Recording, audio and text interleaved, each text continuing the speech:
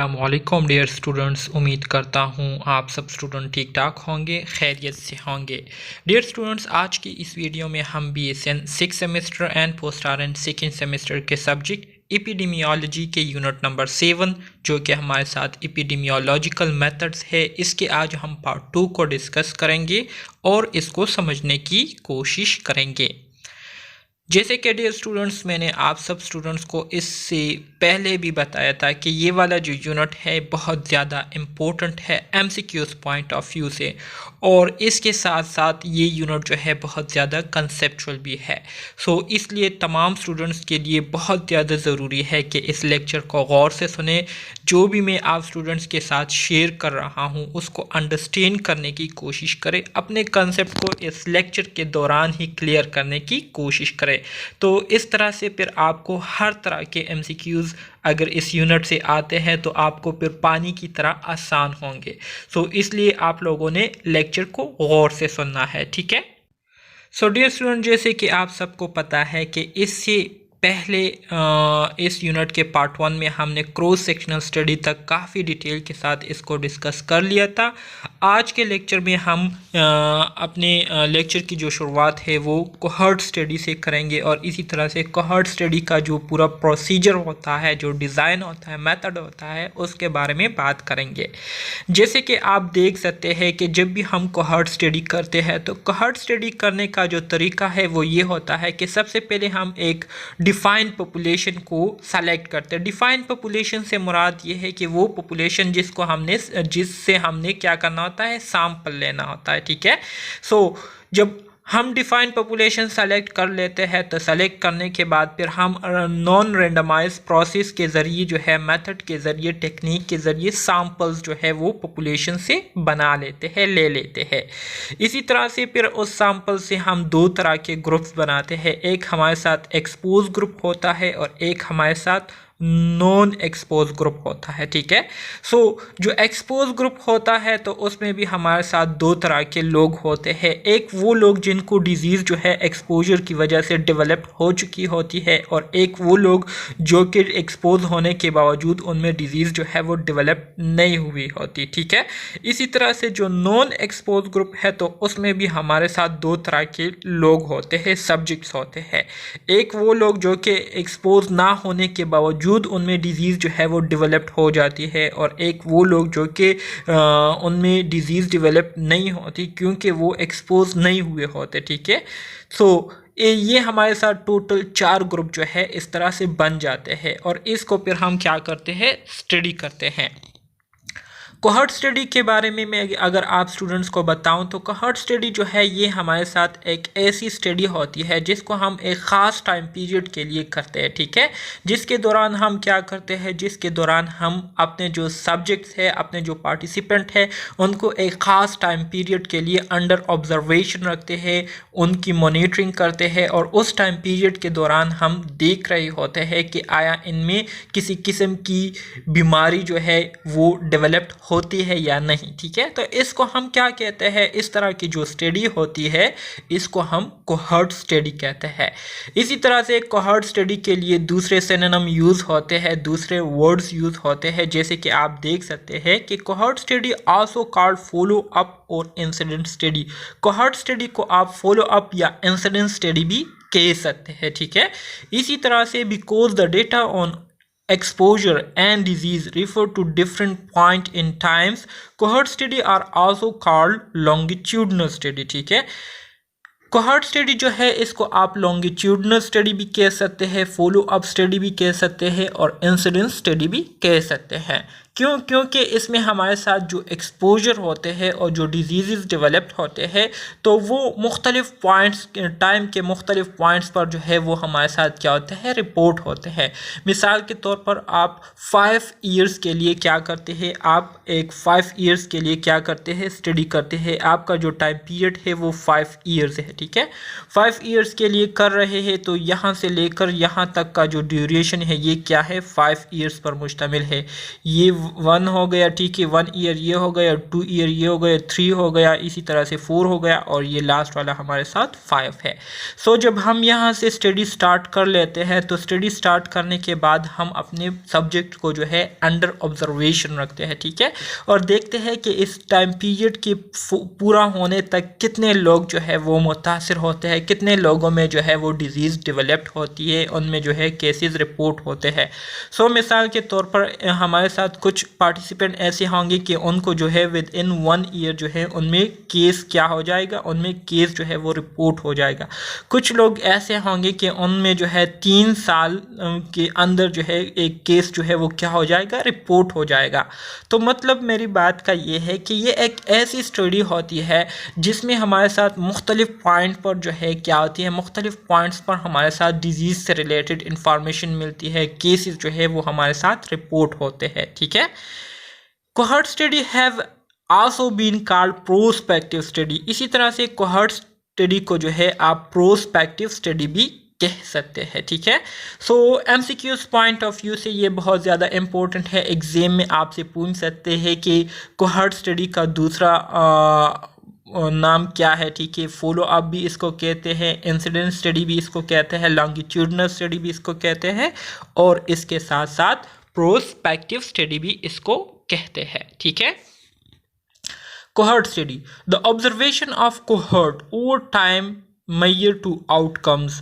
Synonym terms, इसके लिए जो सिनोनिम टर्म्स यूज़ होते हैं, फॉलो अप टर्म भी यूज़ होता है, लॉन्गिट्यूडनल स्टडी भी यूज़ होता है और इसके साथ साथ प्रोस्पेक्टिव स्टडी भी यूज़ होती है। कोहर्ट स्टडी कैसे कहते हैं, ऑलरेडी मैंने आपको बताया कि एक ख़ास टाइम पीरियड के लिए क्या करते हैं, आप लोगों को जो है अंडर ऑब्जर्वेशन रखते हैं, पार्टिसिपेंट या सब्जेक्ट्स को जो है आप अंडर ऑब्जर्वेशन रखते हैं और देखते हैं कि इस ख़ास टाइम पीरियड के दौरान इनमें किसी किस्म की केस जो है वो रिपोर्ट होती है या नहीं।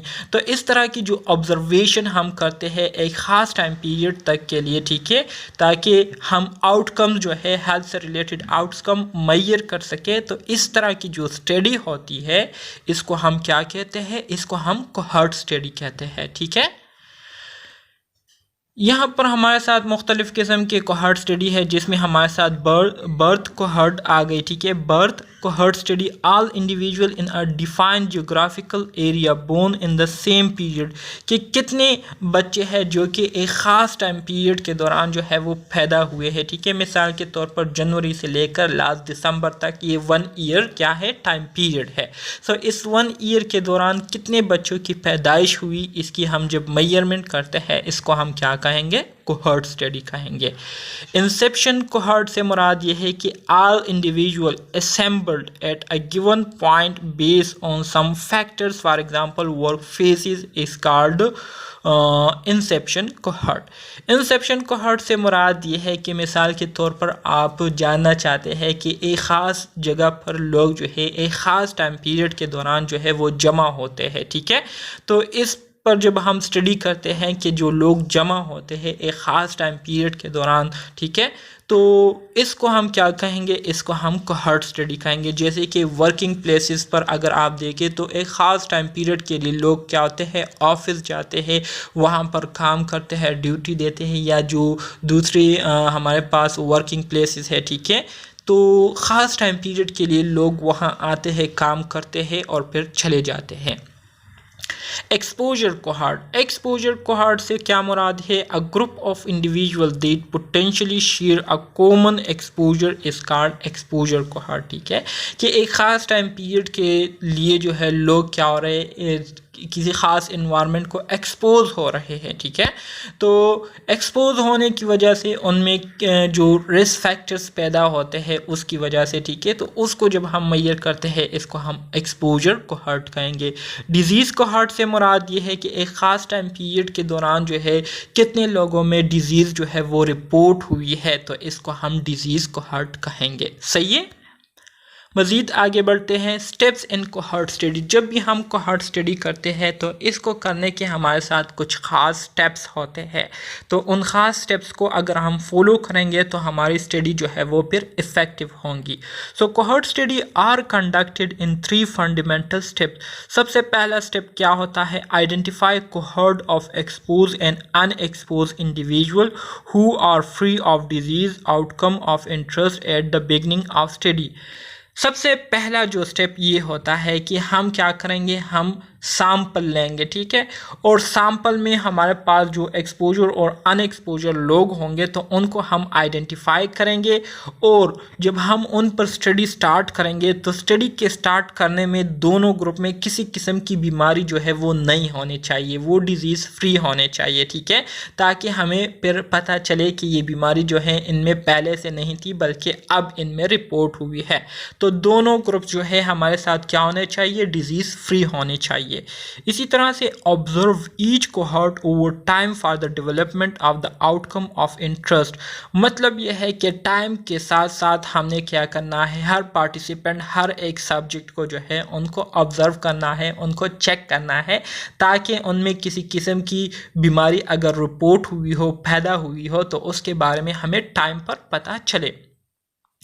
Compare the risk of outcome between the cohorts. और इसी तरह से फिर जितने भी हमारे साथ पार्टिसिपेंट होंगे तो उनके जो रिस्क फैक्टर्स है उसको हम कंपेयर करेंगे कि कितने लोगों में जो है एक्सपोज होने की वजह से डिज़ीज़ के जो रिस्क फैक्टर्स है वो ज़्यादा पैदा हुए और कितने लोगों में जो है वो रिस्क फैक्टर्स पैदा नहीं हुए। तो इसको हम क्या करेंगे? कंपेयर करेंगे एक दूसरे के साथ।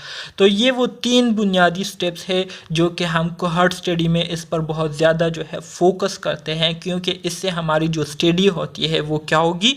वो इफेक्टिव होगी। हमें जो डेटा मिलेगा तो वो फिर सही डेटा मिलेगा, ठीक है। कोहॉर्ट स्टडी डिज़ाइन, जैसे कि स्टार्ट में ही मैंने आपको बताया था कि सबसे पहले हम एक टारगेट पॉपुलेशन को क्या करते हैं? चूज़ करते हैं। जब टारगेट पॉपुलेशन चूज़ कर लेते हैं तो उसमें से फिर हम पार्टिसिपेंट जो है नॉन रैंडमाइज टेक्निक के ज़रिए पार्टिसिपेंट क्या करते हैं? उनको सेलेक्ट करते हैं सैम्पल बनाने के लिए। जो पार्टिसिपेंट होते हैं वो क्या होंगे? वो विदाउट डिजीज़ होंगे, उनमें किसी किस्म की बीमारी स्टार्ट में नहीं होंगी। फिर इसी तरह से उससे हम 2 ग्रुप बनाएंगे, एक को हम एक्सपोज करेंगे और दूसरे को हम अनएक्सपोज रखेंगे, ठीक है। फिर इसी तरह से इससे हमारे साथ जो डेटा आएगा तो एक्सपोज में भी हमारे साथ 2 तरह का डेटा जो है हमें मिलेगा। एक वो लोग होंगे जो कि एक्सपोज होने की वजह से उनमें डिजीज़ हुई होंगी, एक वो लोग होंगे जो कि एक्सपोज होने के बावजूद उनमें डिजीज़ नहीं होंगी। इसी तरह से नॉट एक्सपोज ग्रुप में भी 2 तरह के लोग हमारे साथ जो है वो मिलेंगे। एक वो लोग होंगे जो कि एक्सपोज ना होने के बावजूद उनमें डिजीज़ काज हो जाएंगी और दूसरे जो लोग हैं उनमें किसी किस्म की डिजीज़ जो है वो काज नहीं होंगी, ठीक है। तो ये सब कुछ जो है ये सब कुछ हम एक ख़ास टाइम पीरियड के लिए जो है करते हैं और उस ख़ास टाइम पीरियड के दौरान हम ये सब कुछ जो है इसको आइडेंटिफाई करते हैं, मालूम करते हैं, सही है। इसी तरह से हमारे साथ जो कोहॉर्ट स्टडी है इसके हमारे साथ टाइप्स भी है, जिसमें जो पहला टाइप है इसको हम प्रोस्पेक्टिव कोहॉर्ट स्टडी कहते हैं और जो दूसरा किस्म है इसको हम रेट्रोस्पेक्टिव कोहॉर्ट स्टडी कहते हैं।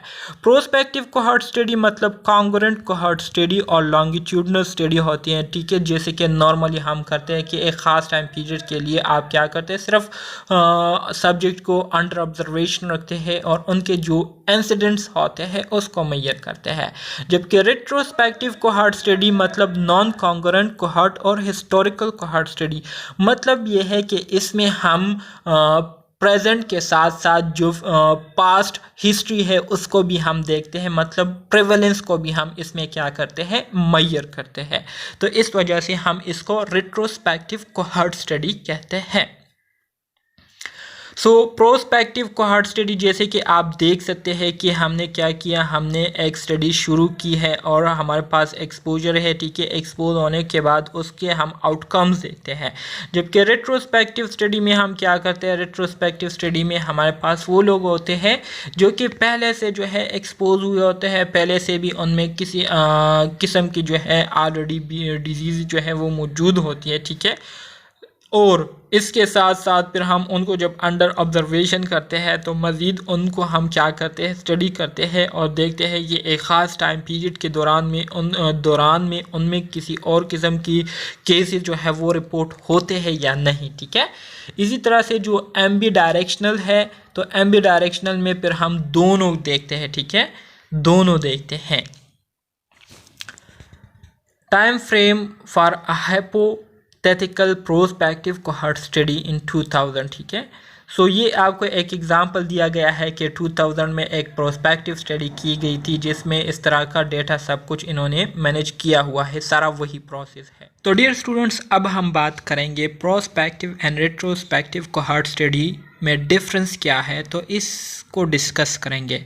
प्रोस्पेक्टिव कोहॉर्ट स्टडी, जैसे कि मैंने आपको स्टार्ट में ही बताया था इसके हवाले से कि प्रोस्पेक्टिव कोहॉर्ट स्टडी ये बेसिकली हमारे साथ जो कोहॉर्ट स्टडी हम करते हैं सिंपली कि एक ख़ास टाइम पीरियड के लिए हम क्या करते हैं, पार्टिसिपेंट को अंडर ऑब्जर्वेशन रखते हैं और इस दौरान हम देखते हैं कि आया इनमें किसी किस्म की केस रिपोर्ट होते हैं या नहीं, तो इसको हम प्रोस्पेक्टिव कोहॉर्ट स्टडी कहते हैं।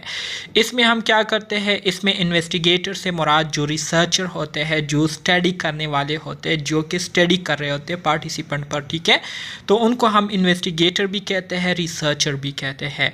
तो कहते हैं कि start the study from the beginning with the identification of the population and the exposure status. ठीक है, कि जो इन्वेस्टिगेटर होते हैं वो सबसे पहले पॉपुलेशन को, टारगेट पॉपुलेशन को सेलेक्ट करके उसमें से सैंपल ले लेते हैं, उसको जो है एक्सपोज अनएक्सपोज ग्रुप में डिवाइड कर लेते हैं और फिर क्या करते हैं, follow them for the development of disease, और इनको जो है एक ख़ास टाइम पीरियड के लिए अंडर ऑब्जर्वेशन जो है वो रख देते हैं, इनकी मॉनिटरिंग जो है वो स्टार्ट कर लेते हैं। ठीक है, और देखते हैं कि इस ख़ास टाइम पीरियड के दौरान इनमें किसी किस्म के केसेस रिपोर्ट होते हैं या नहीं। Takes a relatively long time to complete the study as long as the length of the study. और इसके साथ साथ प्रोस्पेक्टिव कोहॉर्ट स्टडी ये एक ऐसी स्टडी होती है क्योंकि इसमें हम क्या करते हैं, एक ख़ास टाइम पीरियड के लिए पार्टिसिपेंट को अंडर ऑब्जर्वेशन रखते हैं, उनकी मॉनिटरिंग करते हैं, तो इस वजह से इसको कंप्लीट होने में भी टाइम जो है बहुत ज़्यादा लगता है। ठीक है, इसी तरह से अगर आप देखें प्रोस्पेक्टिव कोहॉर्ट स्टडी की, ठीक है, तो ऑलरेडी आपको एग्जांपल दी गई है कि एक डिफाइंड पॉपुलेशन है, उसको आप नॉन रेंडमाइज टेक्निक के ज़रिए सैंपल सेलेक्ट करते हैं, उस सैंपल्स को दो ग्रुप में डिवाइड करके एक को एक्सपोज एक को अनएक्सपोज कर लेते हैं और इसी तरह से फिर उसमें आपके पास पार्टिसिपेंट होते हैं, अगर उनमें से डिजीज़ लग जाए, ठीक है, और वो लोग जिनमें डिजीज़ नहीं लगती वो हमारे पास आ जाते हैं। नॉट एक्सपोज में भी हमारे साथ दो तरह के पार्टिसिपेंट फिर आते हैं, एक वो लोग होते हैं, लोगों का वो ग्रुप होता है जिनमें एक्सपोज ना होने के बावजूद डिजीज़ काज हो जाती है, और दूसरा वो ग्रुप होता है जो कि किसी किस्म के डिजीज़ का शिकार नहीं होते। ठीक है, इसी तरह से रेट्रोस्पेक्टिव कोहॉर्ट स्टडी में क्या होता है, investigator uses existing data collected in the past to identify the population and the exposure status। ठीक है, जैसे कि स्टार्ट में ही मैंने आपको बताया था कि रेट्रोस्पेक्टिव कोहॉर्ट ऐसी स्टडी होती है कि इसमें जो इन्वेस्टिगेटर होते हैं वो क्या करते हैं, वो प्रेजेंट डेटा को नहीं देखते बल्कि पहले जो डेटा लिया गया होता है पास्ट में, तो उसी डेटा को लेकर उसी पास्ट डेटा को लेकर उससे जो है अपनी मतलब की चीज़ें जो है वो ले लेते हैं और इसी तरह से जो पॉपुलेशन है और जो एक्सपोजर स्टेटस है उसको आइडेंटिफाई करते हैं। इसी तरह से determine at present the status of disease, और इसके साथ साथ उस पुराने डेटा के बेस पर मौजूदा कंडीशंस को क्या करते हैं, मालूम करने की कोशिश करते हैं। Investigator spends a relatively short time, इसमें जो इन्वेस्टिगेटर होते हैं वो बहुत कम टाइम में ये स्टडी कंप्लीट कर लेते हैं। क्यों करते हैं, क्योंकि ऑलरेडी पहले से ही डेटा मौजूद होता है, पास डेटा को ले लेते हैं और उसी के बेस पर जो है प्रेजेंट कंडीशन को क्या करते हैं, उसको इन्वेस्टिगेट करते हैं। तो इस वजह से टाइम जो है इसमें बहुत कम लगता है। ठीक है, assemble study population from past data, क्यों, अभी मैंने आपको बताया कि पास्ट डेटा से क्या कर लेते हैं, स्टडी पॉपुलेशन को जमा कर लेते हैं और इसी तरह से फिर प्रेजेंट टाइम में जो स्टेटस होता है लोगों का, तो उसको अंडर ऑब्जर्वेशन करते हैं और देखते हैं कि इनमें जो डिजीज स्टेटस है वो क्या है। कंबाइंड प्रोस्पेक्टिव कोहॉर्ट स्टडी, अगर हम कंबाइंड प्रोस्पेक्टिव कोहॉर्ट स्टडी की बात, prospective and retrospective cohort study की बात करें तो इसमें क्या होता है, investigator uses existing data collected in the past. जो इन्वेस्टिगेटर्स होते हैं वो जो पास से डेटा लिया गया होता है उसको यूज़ करते हुए क्या करते हैं, uses existing data collected in the past में जो डेटा कलेक्ट किया गया होता है तो उसको जो है मौजूदा टाइम के लिए यूज़ करते हैं। Identify the population and exposure status, इसी तरह से पॉपुलेशन एक्सपोजर स्टेटस को आइडेंटिफाई करते हैं और फिर इसको क्या करते हैं, फॉलो करते हैं, फॉलो अप इसकी करते हैं एक ख़ास टाइम पीरियड के लिए, ताकि देख सके कि किन लोगों में जो है डिजीज़ रिपोर्ट होती है। Investigator spends relatively short time to assemble study population from past data, इसी तरह से वो इन्वेस्टिगेटर जो कि पास्ट डेटा से डेटा कलेक्ट करके प्रेजेंट स्टेटस को आइडेंटिफाई करते हैं, तो इस पर इनका टाइम जो है वो शॉर्ट लगता है बनिस्बत किस चीज़ के, बनिस्बत प्रोस्पेक्टिव स्टडी के। ठीक है, will spend additional time following them into the future for the developing of disease. ठीक है, सिंपल चीज़ें हैं, इसमें कोई मुश्किल वाली बात नहीं है, बस जो बातें मैं आपको कह रहा हूँ बिल्कुल इसी तरह से जो है आप लोग इसको याद करें तो इंशाल्लाह एग्ज़ाम में आपको किसी किस्म की दुश्वारी नहीं होगी। कोहॉर्ट स्टडी डिज़ाइन की अगर हम बात करें, इनके मेथड्स की अगर हम बात करें तो कोहॉर्ट स्टडी में हम क्या क्या मैयर कर सकते हैं। कोहॉर्ट स्टडी के ज़रिए हम इंसिडेंट रेट को मैयर कर सकते हैं, वेरी इंपॉर्टेंट है एमसीक्यूज़ पॉइंट ऑफ व्यू से। रिलेटिव रिस्क को हम मैयर करते हैं और इसके साथ साथ एट्रीब्यूटेबल रिस्क को जो है हम आसानी से मैयर कर सकते हैं। ये कोहॉर्ट स्टडी की क्या है, फीचर्स है कि इसके ज़रिए हम इन चीज़ों को मैयर कर सकते हैं। So design of a cohort study then follow to see whether disease develop, disease does not develop। सही है, ये आपको एक डेटा दिया गया है कि हमारे साथ दो तरह के ग्रुप है, सैम्पल है जिसको हमने दो ग्रुप में डिवाइड किया है, एक हमारे साथ एक्सपोज ग्रुप है और दूसरा हमारे साथ अनएक्सपोज ग्रुप है। एक्सपोज ग्रुप में भी हमारे साथ टोटल पॉपुलेशन A+B है और अनएक्सपोज ग्रुप में भी टोटल पॉपुलेशन C+D है। ठीक है, सो वो ग्रुप जो कि एक्सपोज है तो उनमें जिनको बीमारी हुई है वो हमारे साथ A है, जिनको नहीं हुई एक्सपोज होने के बावजूद वो B है। इसी तरह से जो नॉट एक्सपोज है, एक्सपोज ना होने के बावजूद उनमें डिजीज़ हुई है और इसी तरह से D को नहीं हुई है। तो आपके पास जो रिलेटिव रिस्क फार्मूला है या जिसे क्या कहते हैं कॉमुलेटिव इंसिडेंस का जो फार्मूला है कि number of incidence divided by total population, तो इंसिडेंस हमारे पास A हुआ है, टोटल पॉपुलेशन हमारे पास A+B है। ठीक है, सो A डिवाइडेड बाय A+B। इसी तरह से C हमारे साथ इंसिडेंस है और C+D टोटल पॉपुलेशन है। सो इंसिडेंस रेट फार्मूला आपके पास ऑलरेडी आपको आता होगा कि number of incidence divide by total population. So expose group में हमारे पास जो नंबर ऑफ़ इंसिडेंस है A को जो है डिजीज़ हुई है और टोटल पॉपुलेशन क्या है A+B है, तो इस वजह से A डिवाइडेड बाय A+B हमने लिख दिया। अनएक्सपोज ग्रुप में हमारे साथ जिनको डिजीज़ हुई है तो वो C है, टोटल पॉपुलेशन हमारे साथ C+D है। इसी तरह से जो टोटल इंसिडेंस है, ठीक है, सो एक्सपोज प्लस अनएक्सपोज, सो हमारे पास आएगा A+B divide by total population क्या है A+B + C+D। तो इस तरह से ये एक्सप्रेशन हमारे साथ आ जाता है। रिलेटिव रिस्क को अगर हम अब मालूम करना चाहते हैं तो cohort study determine whether there is an association between the exposure to a factor and a development of a disease. ठीक है, रिलेटिव रिस्क के बारे में भी मैंने आपको बताया था कि एक ग्रुप को एक्सपोज करने के बाद हम जानने की कोशिश करते हैं कि आया इनमें किसी किस्म के रिस्क होंगे या नहीं होंगे। ठीक है, तो इसको भी हम कोहॉर्ट स्टडी के ज़रिए मालूम कर सकते हैं। So relative risk is equal to incidence in exposed divided by incidence in unexposed. So A divided by A+B divided by C divided by C+D। तो ये आपके पास एक्सप्रेशन आ जाता है। एट्रीब्यूटेबल रिस्क का भी मैंने आपको बताया था कि द अमाउंट या proportion of disease incidence that can be attributed to a specific exposure, के एक बीमारी के पीछे जो है कोई ना कोई वजह हो जिसकी वजह से वो डिजीज़ काज हुई है, उसको हम एट्रीब्यूटेबल रिस्क कहते हैं। ठीक है, तो ये भी हम कोहॉर्ट स्टडी के ज़रिए मालूम कर सकते हैं। Attributable risk is calculated as risk difference is equal to incidence in exposed group minus incidence in non exposed group. तो इंतहाई सिंपल है, ऑलरेडी ये सारे चीज़ें जो है हमने यूनिट 4-5 में पढ़े हुए हैं। ठीक है, रिलेटिव रिस्क हो गए, एट्रीब्यूटेबल रिस्क हो गए, ये सारी चीज़ें। Advantages of cohort study, cohort study के एडवांटेजेस के हवाले से अगर हम बात करें तो इसमें पहली बात यह है कि यूजेस फॉर रेयर एक्सपोजर। ठीक है, रेयर एक्सपोजर से मुराद ये है वो एक्सपोजर जो कि बहुत अनकॉमन हो। ठीक है, तो उसके लिए ये बहुत ज़्यादा यूज़फुल है, फ़ायदेमंद है। इसके साथ साथ useful for more than one outcome, इसके ज़रिए जो है हम एक से ज़्यादा केसेस को क्या कर सकते हैं, मैयर कर सकते हैं। इसके अलावा इंसिडेंस ऑफ द आउटकम, ठीक है, इंसिडेंस रेट को हम इसके ज़रिए मालूम कर सकते हैं। Temporary relationship between exposure and outcome is clear as exposure status define at the start of study. ठीक है, इसी तरह से एक्सपोजर और जो डिजीज़ है इनके दरमियान जो रिलेशनशिप है उसको भी हम वक्ती तौर के लिए कोहॉर्ट स्टडी के ज़रिए मालूम कर सकते हैं।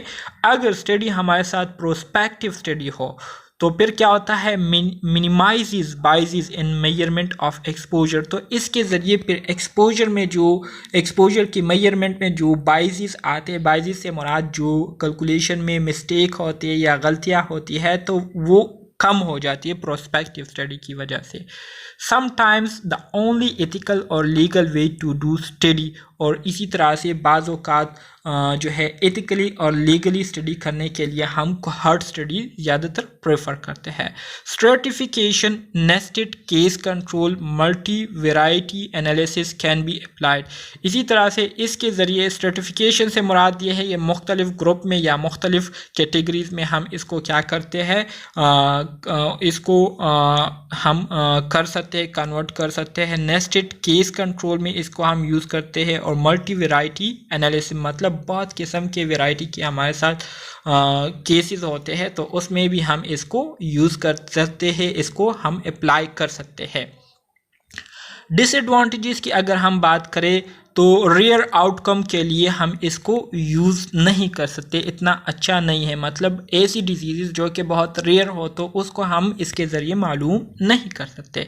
अगर हमारे साथ रेट्रोस्पेक्टिव कोहॉर्ट स्टडी हो तो फिर हम क्या कर सकते हैं, they rely on the advocacy of record पर ये फिर डिपेंड करती है। अगर डेटा हमारे साथ ज़्यादा हो तो फिर हम इसको यूज़ कर सकते हैं, अगर डेटा ना हो तो फिर मुश्किल है। एक्सपोज में भी follow more closely than unexposed, इसमें एक्सपोज जो है ज़्यादातर एक्सपोज पर हम फोकस करते हैं बनिस्बत अनएक्सपोज के।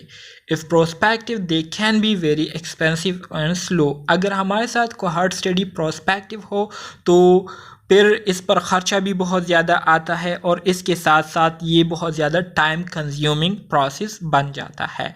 As they are follow up studies the validity of result is highly sensitive to losses to follow up, migration, withdrawal, lack of participation etcetera. ठीक है, चूँकि ये स्टडी हमारे साथ फॉलो अप स्टडी है तो इसकी जो सेंसिटिविटी है ये भी बहुत ज़्यादा होती है, क्योंकि अगर इसके दौरान कोई बंदा जो है स्टडी को छोड़ जाता है, ठीक है, या उनकी डेथ हो जाती है या वो जो है पार्टिसिपेट ना करे तो इसकी वजह से रिज़ल्ट पर बहुत ज़्यादा असर जो है पड़ता है।